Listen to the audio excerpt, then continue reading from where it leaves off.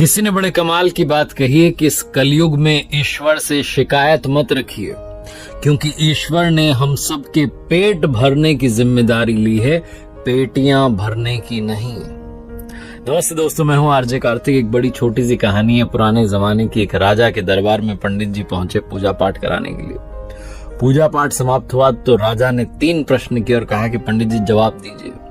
पहला प्रश्न था कि ईश्वर कैसे दिखता है, दूसरा प्रश्न था कि ईश्वर कहां तक देखता है, और तीसरा प्रश्न था कि ईश्वर जो है वो क्या करता है। पंडित जी ने कहा कि मैं थोड़ा सोच विचार करके जवाब दूंगा, आप मुझे थोड़ा समय दीजिए। राजा ने कहा 1 महीने का समय आपको दिया। पंडित जी घर आ गए, सोचने लगे, विचार करने लगे, लेकिन वो प्रश्न का सटीक जवाब मिल नहीं रहा था। जैसे जैसे वो डेडलाइन समाप्त हो रही थी, वो 1 महीने का समय समाप्त हो रहा था, उनकी टेंशन बढ़ती जा रही थी।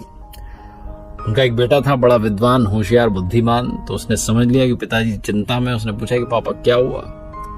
तो बताया पंडित जी ने कि राजा ने 3 प्रश्न किए हैं और उनका जवाब मांगा। उसको लगता है कि मैं जवाब दे दूंगा। तो पूछा पंडित जी के बेटे ने कि बताइए क्या प्रश्न है। तो उन्होंने बता दिया कि ईश्वर जो है वो कैसे दिखाई देगा, कहां तक वो देखता है और ईश्वर करता क्या है। तो पंडित जी के बेटे ने कहा कि बस इतनी सी बात है, मुझे आप लेके चलिए 1 महीना समाप्त होने पर, मैं राजा को 3 प्रश्नों के सही जवाब दूंगा। तो पंडित जी ने कहा मुझे तो बताओ। तो पंडित जी के बेटे ने कहा नहीं, आपको भी वहीं पता चलेगा, आप चलो मेरे साथ। 1 महीना समाप्त हुआ, दोनों पहुंचे दरबार में। तो राजा ने पूछा कि हाँ जी पंडित जी जवाब दीजिए। तो पंडित जी ने कहा कि मैं जवाब नहीं दूंगा, मैं अपने बेटे को साथ में लाया हूं, बड़ा बुद्धिमान है, आपके सारे प्रश्नों के सही जवाब देगा।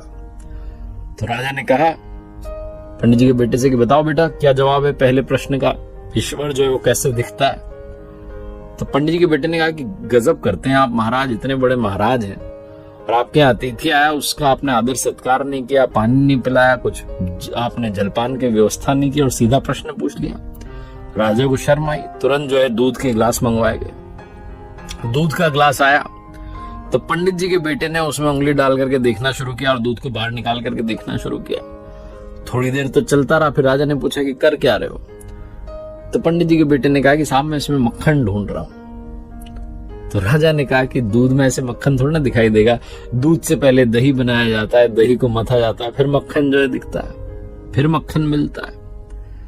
तो ठीक जवाब जो है पंडित जी के बेटे ने कहा कि ठीक यही बात है, ईश्वर ऐसे थोड़ा ना दिखाई देगा, वो हर आत्मा के अंदर विद्यमान है।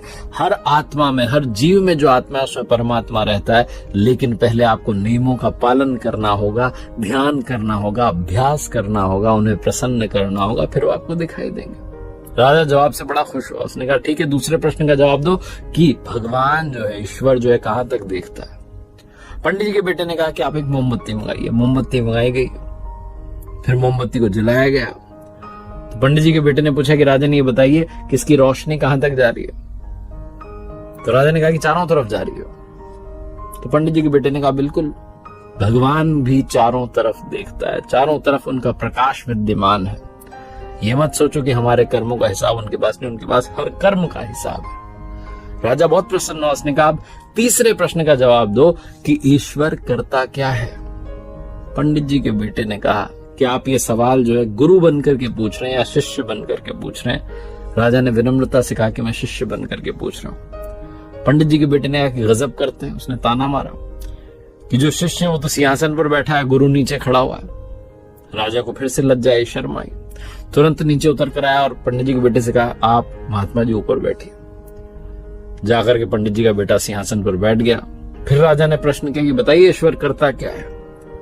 तो पंडित जी के बेटे ने कहा कि आप बतलाने के लिए रह क्या गया है, क्या रह गया है, अभी देखा नहीं आपने। पल में राजा को रंक बना देता है और मुझ जैसे रंक को राजा बना देता है। मैं आपके सिंहासन पर आकर के बैठ गया हूं, ये उसी का तो चमत्कार है। बहुत छोटी सी कहानी जिसका सार ये समझाता है कि परमात्मा हर जगह विद्यमान है, हर कर्म का हिसाब उनके पास है। और भरोसा रखिए वो रंक को भी राजा बना सकता है अगर आपके अंदर संपूर्ण विश्वास हो। देखते रहिए हर सोमवार सुबह 9:30 बजे मेरे साथ एक नई कहानी, हर शुक्रवार सुबह 9:30 बजे लर्निंग सीरीज का एक नया वीडियो। ऊपर वाले के आशीर्वाद, अपनी मेहनत, अपनों के प्यार के साथ कर दिखाओ कुछ ऐसा कि दुनिया करना चाहे आपके जैसा।